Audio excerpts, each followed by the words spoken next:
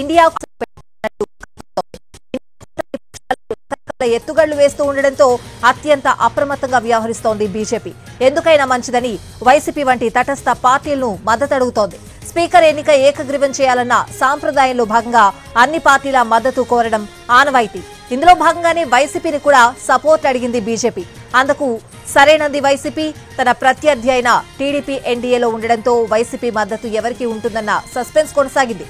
ఈ ఉత్కంఠకు తెరదించింది వైసీపీ.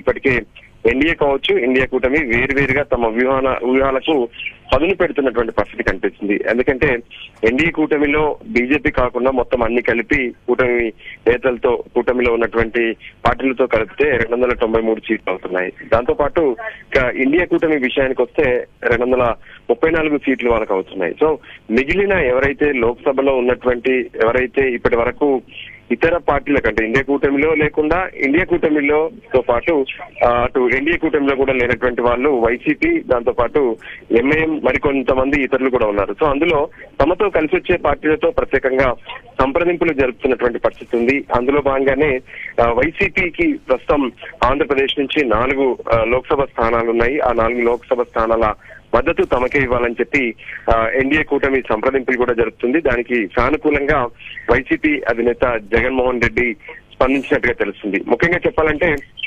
ఏదైతే రేపు జరగబోయేటటువంటి లోక్సభ స్పీకర్ కి సంబంధించినటువంటి ఎన్నికల్లో ఖచ్చితంగా పై చేయి సాధించాలనే ఆలోచనతో ఎన్డీఏ కనిపిస్తుంది.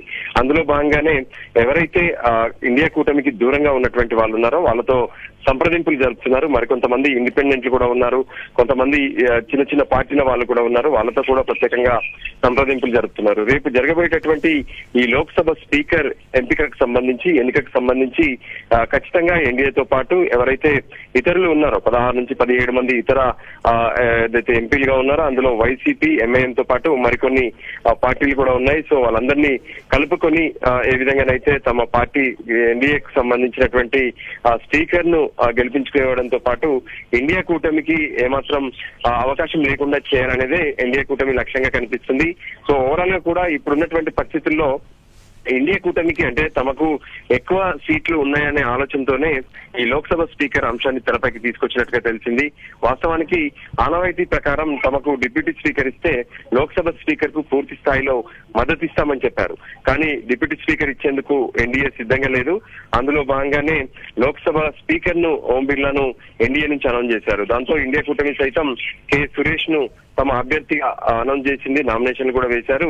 రేపు లోక్సభ స్పీకర్ కి సంబంధించినటువంటి ఎన్నిక పార్లమెంట్ లో జరగబోతుంది. Swathi. Right Raju, thanks for the updates.